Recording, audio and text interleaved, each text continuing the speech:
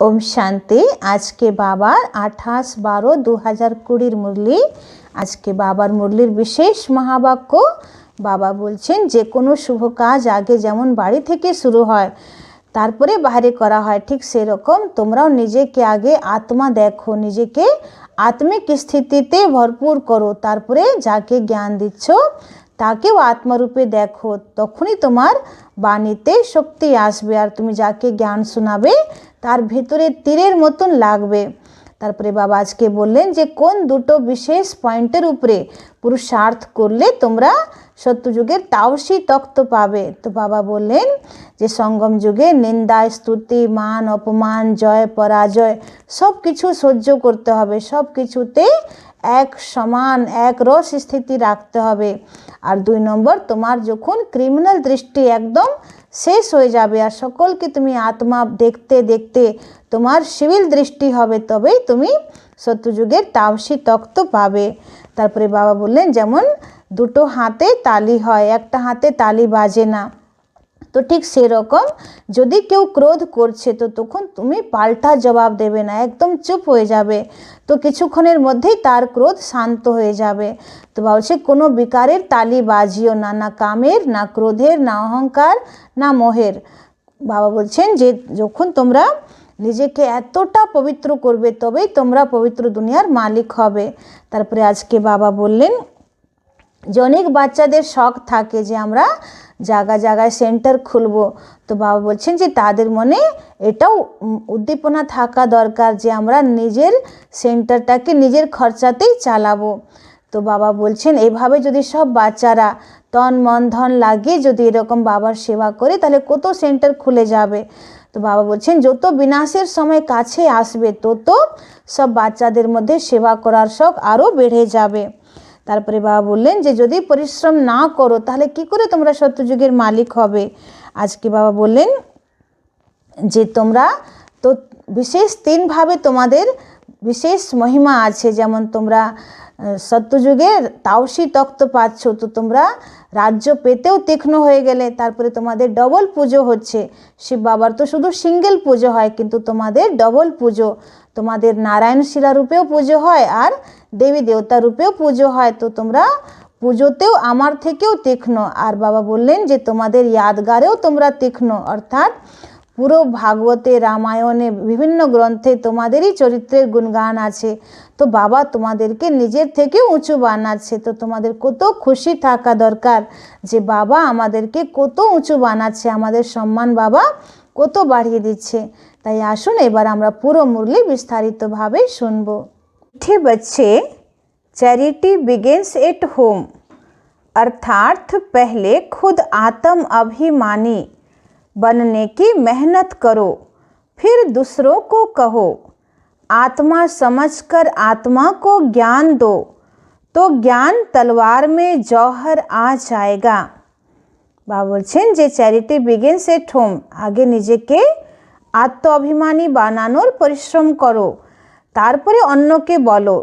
আত্মা ভেবে আত্মাকে জ্ঞান দাও, তাহলে জ্ঞান তলোয়ারে ধার চলে আসবে, মানে তুমি যাকে জ্ঞান শোনাবে তারা বাবার জ্ঞানটাকে খুব দিল থেকে অনুভব করতে পারবে, বুঝতে পারবে। प्रश्न, संगम युग पर किन 2 बातों की मेहनत करने से सतयुगी तख्त के मालिक बन जाएंगे। बाबा বলছেন যে সঙ্গম যুগে কি দুটো শব্দের বা দুটো ব্যাপারে পরিশ্রম করলে, মেহনত করলে সত্যযুগের তখ্তের মালিক হওয়া যাবে। তো উত্তরে বাবা বলছেন 1 নম্বর, दुख सुख निंदा स्तुति में समान स्थिति रहे यह मेहनत करो। कोई भी कुछ उल्टा सुल्टा बोले, क्रोध करे तो तुम चुप हो जाओ। বাবা বলছেন যে তোমাকে দুঃখ সুখ নিন্দা স্তুতি এসবটাতে সমান থাকতে হবে, এটাই তোমাকে মেন পরিশ্রম করতে হবে। কেউ যদি তোমাকে উল্টো সুল্টো কিছু বলছে, ক্রোধ করছে, তো তুমি চুপ হয়ে যাও। कभी भी मुख की ताली नहीं बजाओ, কোনো সময় আবার পাল্টা জবাব দিও না। 2 নম্বর, आँखों को सिविल बनाओ, क्रिमिनल आई बिल्कुल समाप्त हो जाए, हम आत्मा भाई भाई हैं। বলছে চোখকে সিভিল বানাও, ক্রিমিনাল চোখ যেন একদম শেষ হয়ে যায়। নিজেকে আত্মা ভাই ভাই অনুভव करो, आत्मा भेबे ज्ञान दो, आत्मा समझकर ज्ञान दो, आत्म अभिमानी बनने की मेहनत करो तो सतयुगी तख्त के मालिक बन जाएंगे। संपूर्ण पवित्र बनने वाले ही गद्दी नसीन बनते हैं। বলছে যারা সম্পূর্ণ পবিত্র হবে তারাই গদ্দি নসীন মানে সিংহাসনের যোগ্য হবে সত্যযুগের। ओम शांति। रूहानी बाप रूहानी बच्चों से बात करते हैं। तुम आत्माओं को यह तीसरा नेत्र मिला है जिसको ज्ञान का नेत्र भी कहा जाता है। उनसे तुम देखते हो अपने भाइयों को। तो यह बुद्धि से समझते हो ना कि जब हम भाई भाई को देखेंगे तो कर्मेंद्रियां चंचल नहीं होंगी। বলছে যখন তোমরা আত্মারূপী ভাই ভাইকে দেখবে তখন তোমাদের কর্মেন্দ্রিয় চঞ্চল হবে না। और ऐसे करते करते क्रिमिनल आँखें जो हैं वह सिविल हो जाएंगी। আর এরকম তোমাদের ক্রিমিনাল যে চোখ সেটা সিভিল হয়ে যাবে। बाप कहते हैं विश्व का मालिक बनने के लिए मेहनत तो करनी पड़ेगी ना। বলছে যদি বিশ্বের মালিক হতে চাও তাহলে মেহনত তো করতে হবে। तो अभी यह मेहनत करो। मेहनत करने के लिए बाबा नई नई गुह्य पॉइंट सुनाते हैं। तो अभी अपने को भाई भाई समझकर ज्ञान देने की आदत डालनी है। फिर यह जो गाया जाता है कि वी आर ऑल ब्रदर्स, यह प्रैक्टिकल हो जाएगा।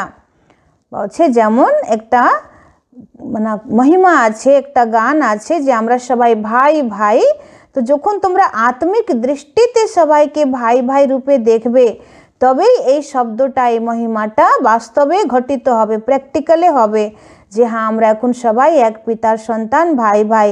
নাহলে কি হয়, যখন আমাদের মনে কোনো রকম ক্রিমিনাল দৃষ্টি থাকে চোখে তখন আমরা হয়তো ভাই বোন রূপে দেখছি বা অন্য দৃষ্টিতে দেখছি, তাহলে তো ভাই ভাই যে কথাটা সেটা প্র্যাকটিক্যালে আসছে না।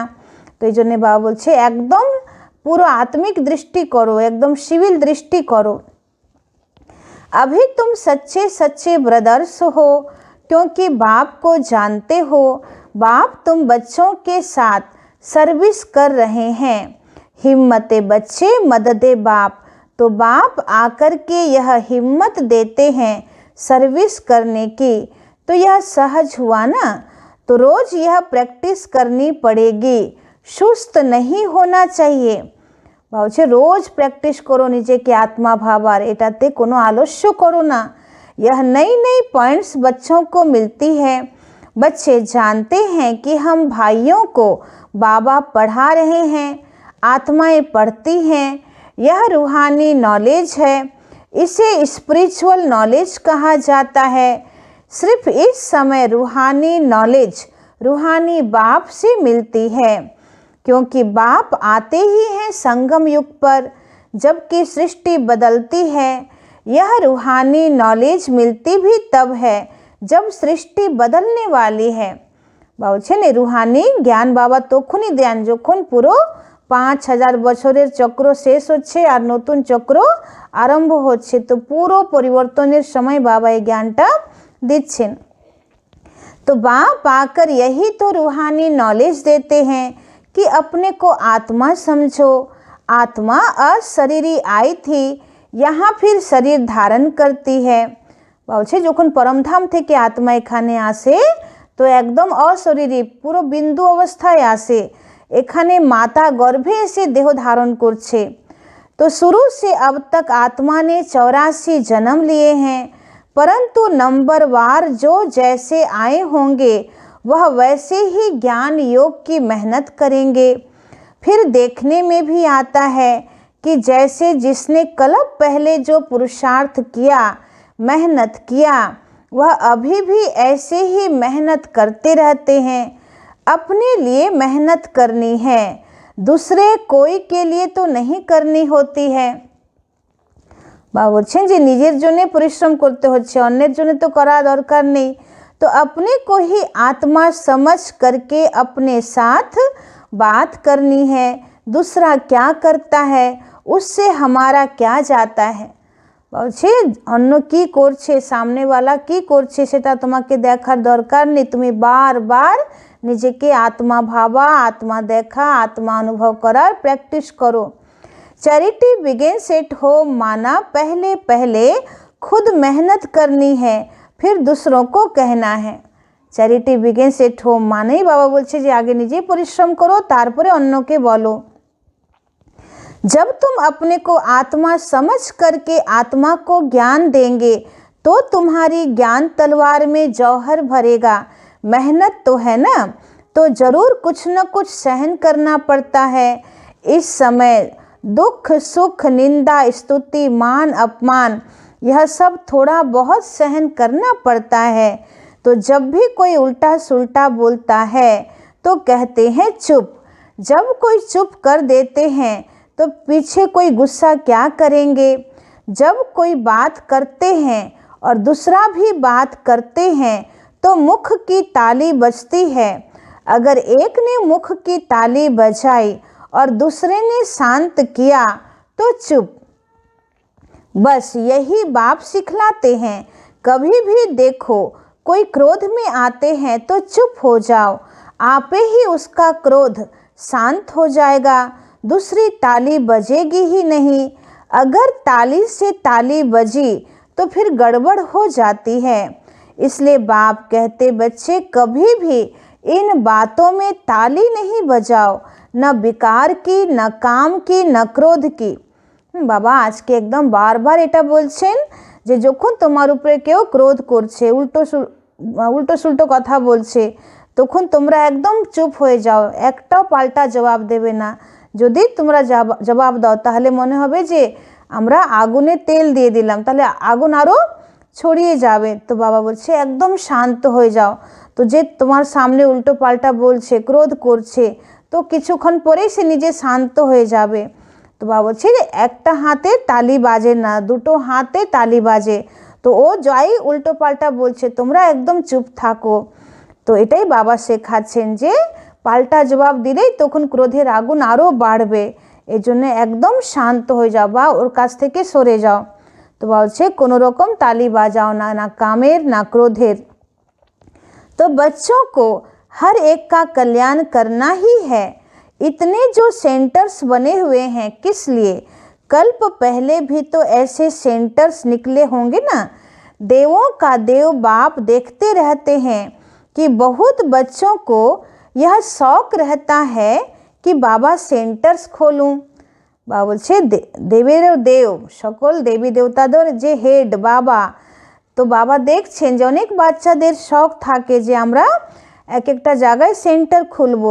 তো বাবা বলছেন बच्चे তোমার দিলে উমঙ্গ উৎসাহ আছে তাহলে সেন্টার খোলো, हम खर्चा उठाएंगे। বাবা বলছে যে অনেক বাচ্চারা হিম্মত করে বাবাকে বলে বাবা আমরা সেন্টারও খুলব আর সেন্টারের খরচাও আমরা উঠাবো। तो दिन प्रतिदिन ऐसे होते जाएंगे क्योंकि जितना विनाश के दिन नज़दीक होते जाएंगे उतना फिर इस तरफ भी सर्विस का शौक बढ़ता जाएगा। বলছে যত বিনাশের দিন কাছে আসবে তত সেবার শখ আরও বেড়ে যাবে, বাচ্চাদের মনে সেবার লগন আরও বেড়ে যাবে। तो अभी बाप दादा दोनों इकट्ठे हैं तो हर एक को देखते हैं कि क्या पुरुषार्थ करते हैं, क्या पद पाएंगे। বাবা বলছেন যে বাপ দাদা ব্রহ্মা বাবা শিব বাবা দুজনেই এখন বাচ্চাদের স্থিতিকে, বাচ্চাদের অবস্থাকে দেখছেন যে এরা এখন যে পুরুষার্থ করছে সেই অনুসারে কি পদ পাবে। তো কারো পুরুষার্থ উত্তম, কারো মধ্যম, কারো কনিষ্ঠ আছে, বাবা সেটা দেখছেন। टीचर भी स्कूल में देखते हैं ना कि स्टूडेंट किस सब्जेक्ट में ऊपर नीचे होते हैं। বলছেন যে টিচার দেখে যে স্টুডেন্টরা কোন সাবজেক্টে একটু কমজোর আছে, কোনটাতে একটু বেশি ভালো আছে, তো সেরকম টিচার পড়ায়। তো বাবাও এখানে দেখছেন যে বাচ্চারা কোন সাবজেক্টে কমজোর আছে। तो कोई बच्चे अच्छी तरह से अटेंशन देते हैं तो अपने को ऊंचा समझते हैं, कोई समय फिर भूल करते हैं, याद में नहीं रहते हैं तो अपने को कम समझते हैं। यह स्कूल है ना, बच्चे कहते बाबा हम कभी कभी बहुत खुशी में रहते हैं, कभी कभी खुशी गम हो जाती है। तो बाबा अभी समझाते रहते हैं कि अगर खुशी में रहना चाहते हो तो मन मना भाव, अपने को आत्मा समझो और बाप को याद करो। बाबा बोलছেন যে অনেক বাচ্চারা বাবাকে বলে বাবা যে আমি কখনো খুব খুশিতে থাকি, কখনো আমার খুশি কমে যায়, ডাউন হয়ে যায়। তো বাবা বলছেন যে যদি তুমি খুশিতে থাকতে চাও তাহলে मन मना भाव, নিজেকে आत्मा भावो और बाबा के स्मरण करो। सामने परमात्मा को देखो तो वो अकाल तख्त पर बैठा हुआ है। ऐसे भाइयों की तरफ भी देखो, अपने को आत्मा समझ करके फिर भाई से बात करो। भाई को हम ज्ञान देते हैं, बहन नहीं। भाई भाई आत्माओं को ज्ञान देते हैं। अगर यह आदत तुम्हारी पड़ जाएगी तो तुम्हारी जो क्रिमिनल आई है, जो तुमको धोखा देती है, वह आहिस्ते आहिस्ते बंद हो जाएगी।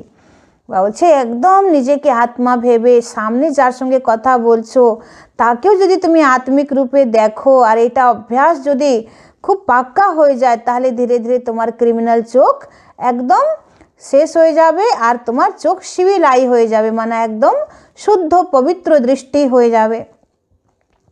अच्छा, क्रिमिनल आई को भी अभी सिविल आई बनाओ। बाप ने आत्मा को दिया ही है तीसरा नेत्र, तीसरे नेत्र से देखो तो फिर तुम्हारी देह को देखने की आदत मिट जाएगी। बाबा तुम्हादेरके ज्ञानेर दिव्य तीसरा नेत्र दिएছেন, तो ये तीसरा नेत्र माने दिव्य चक्षु द्वारा सबाइके आत्मारूपे देखो ताहले देह देखार अभ्यासटा बंद हो जाबे। तो बाबा बच्चों को डायरेक्शन तो देते रहते हैं, इनको भी ऐसे ही कहते हैं।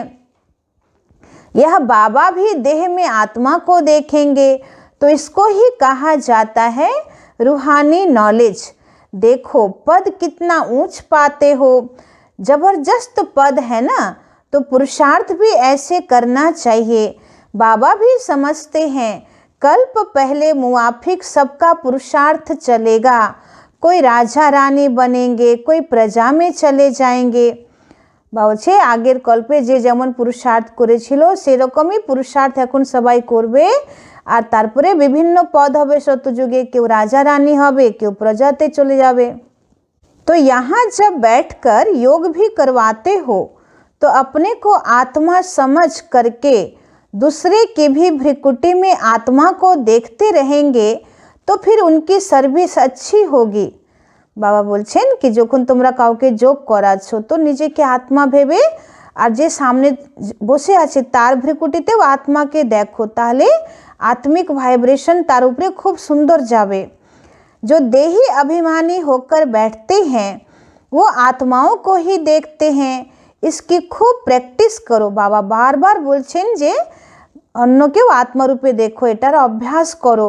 अरे ऊंच पद पाना है तो कुछ तो मेहनत करेंगे ना। आबार बाबा बोलছেন যে ऊंचू पद यदि पेते হয় তাহলে तो परिश्रम करते হবে। तो अभी आत्माओं के लिए यही मेहनत है। यह रूहानी नॉलेज एक ही दफ़ा मिलती है और कभी भी नहीं मिलेगी, न कलयुग में न सतयुग में, सिर्फ संगम युग में। सो भी ब्राह्मणों को यह पक्का याद कर लो, जब ब्राह्मण बनेंगे तब देवता बनेंगे, ब्राह्मण नहीं बने तो फिर देवता कैसे बनेंगे। तो इस संगम युग में ही यह मेहनत करते हैं। बाबा बोलছেন যে বাবার এত উঁচু জ্ঞান শুধু সঙ্গম যুগেই তোমরা পাচ্ছ, আর যতক্ষণ তোমরা ব্রাহ্মণ না হচ্ছ তো ততক্ষণ তোমরা দেবতাও হতে পারবে না, বাকি কোনো যুগে তোমরা এই জ্ঞান পাবে না। तो बाप जो समझाते हैं उस पर विचार सागर मंथन करो, जज करो कि क्या यह ठीक है, हमारे फायदे की बात है। हमको आदत पड़ जाएगी कि बाप की जो शिक्षा है सो भाइयों को देना है, फीमेल को भी देना है तो मेल को भी देना है। देना तो आत्माओं को ही है, आत्मा ही मेल फीमेल बनी है, बहन भाई बनी है। बाप कहते हैं मैं तुम बच्चों को ज्ञान देता हूँ, मैं बच्चों की तरफ आत्माओं को देखता हूँ।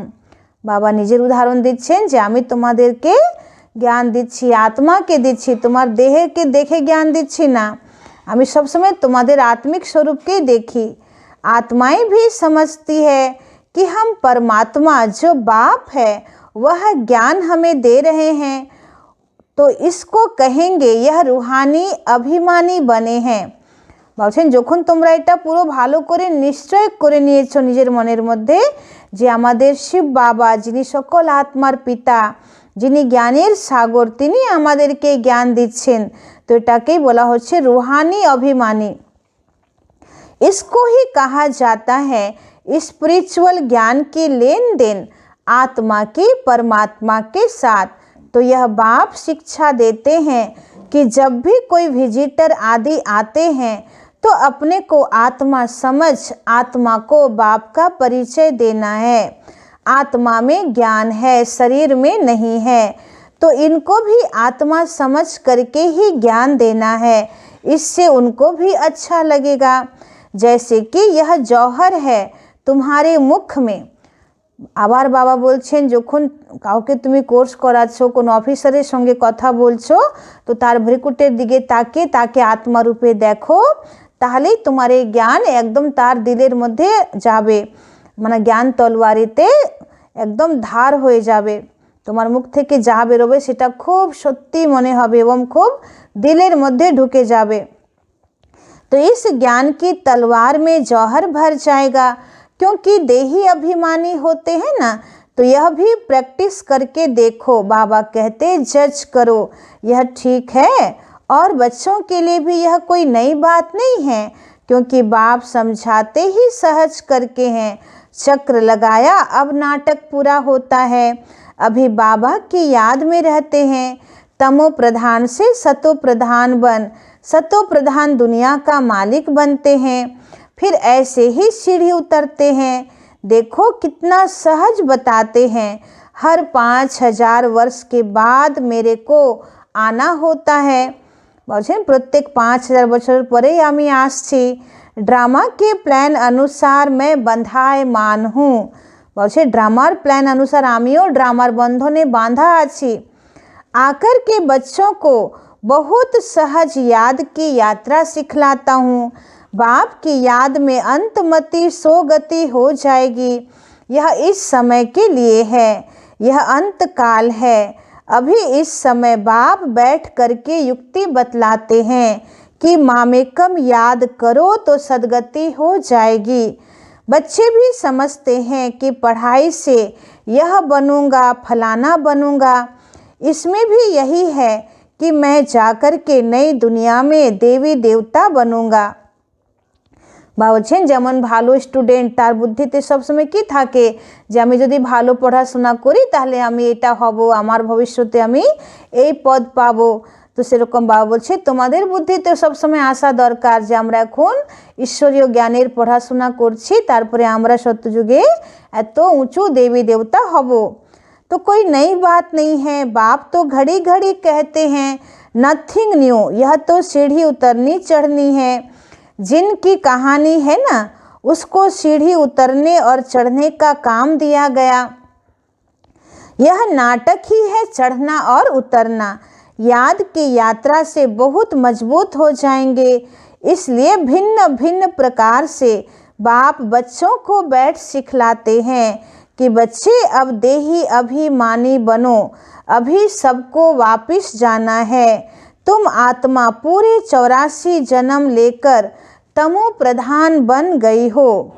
বলছে তোমরা এখন পুরো 84 জন্ম নিয়ে তমো প্রধান হয়ে গেছো। भारतवासी ही सतो रजो तमो बनते हैं। दूसरी कोई नेशनलिटी को नहीं कहेंगे कि पूरे 84 जन्म लिए हैं। बाप ने आकर के बताया है कि नाटक में हर एक का पार्ट अपना अपना होता है। বাবা বলছেন যে অন্য কোনো দেশের লোক 84 জন্ম নেয়নি, তো বাবাই এসে এখন আমাদেরকে জানিয়েছেন যে নাটকে প্রত্যেক আত্মা নিজের নিজের পার্ট প্লে করছে।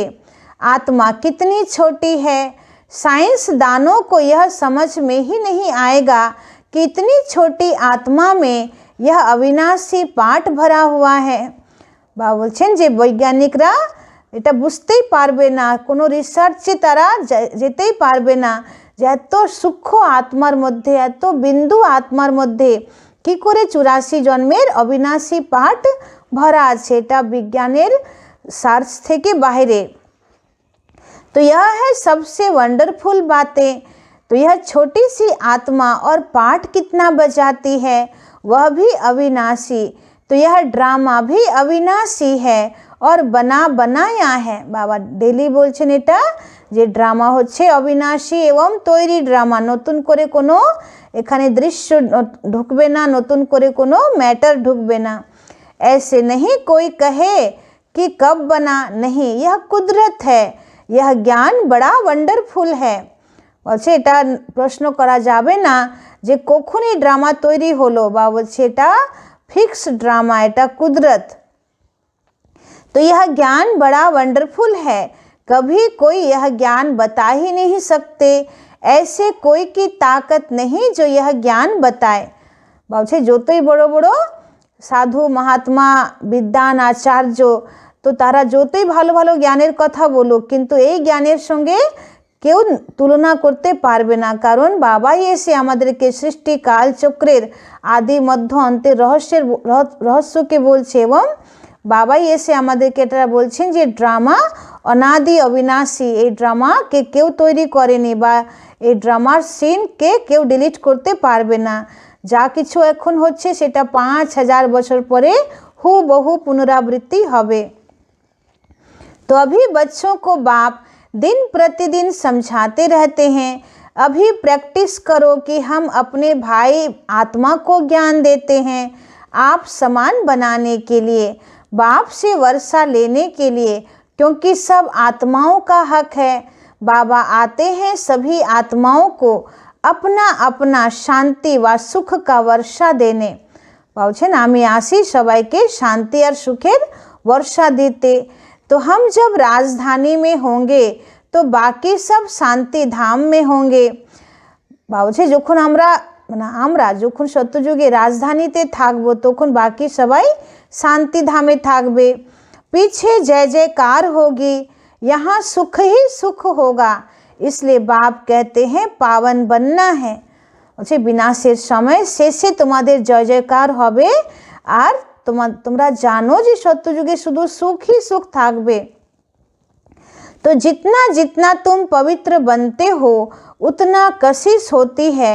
जब तुम बिल्कुल पवित्र हो जाते हो तो गद्दी नशीन हो जाते हो।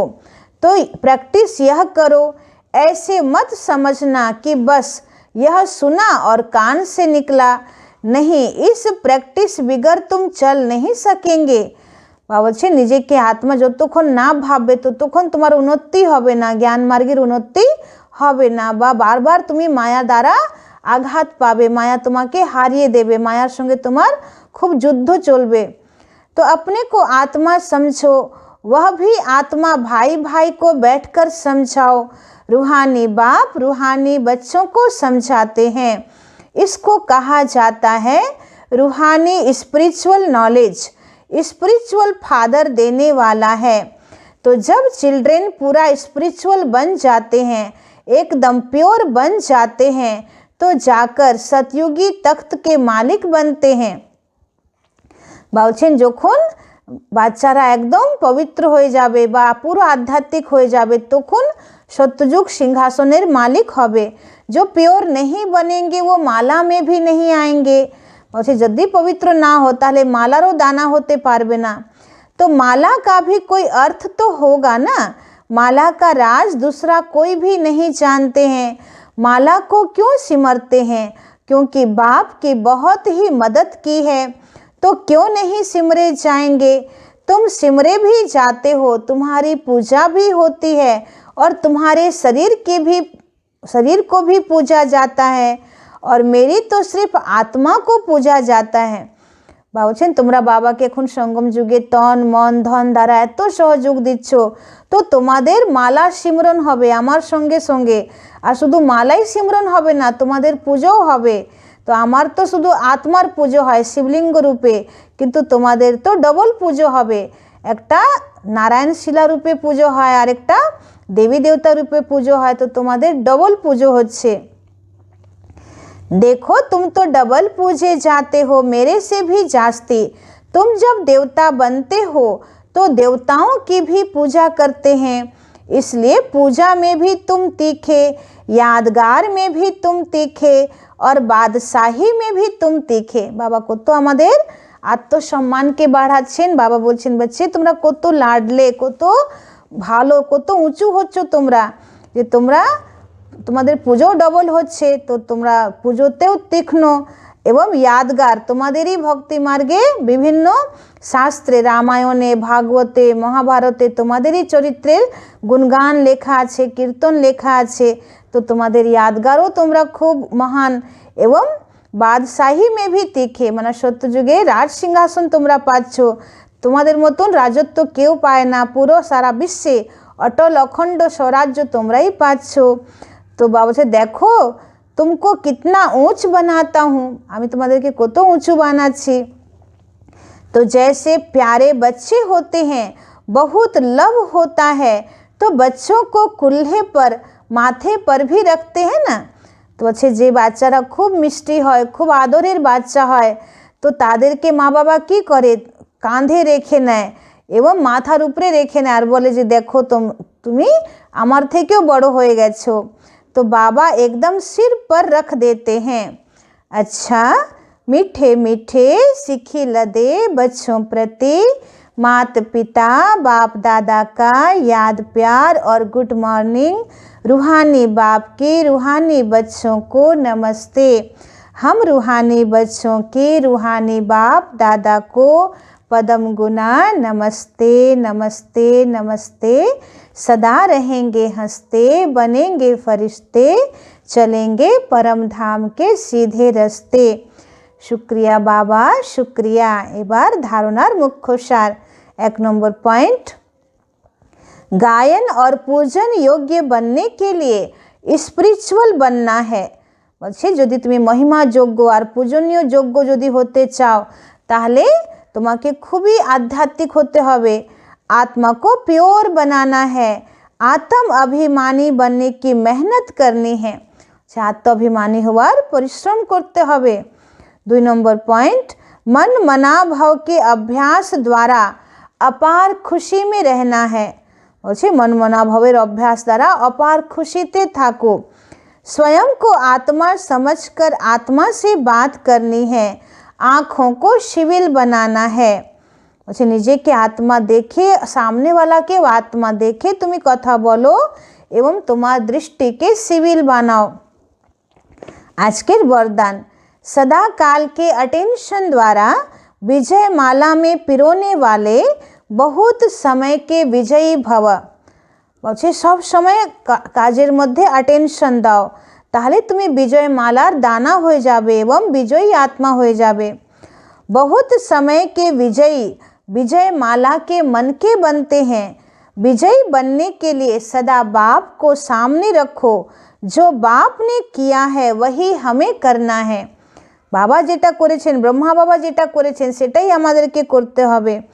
तो हर कदम पर जो बाप का संकल्प वही बच्चों का संकल्प, जो बाप के बोल वही बच्चों के बोल, तब विजयी बनेंगे। মানে বাবার যেটা সংকল্প সেটাই যেন আমাদের সংকল্প হয়, বাবার যেটা শব্দ সেটাই যেন আমাদের শব্দ হয়, তবেই আমরা বিজয়ী হব।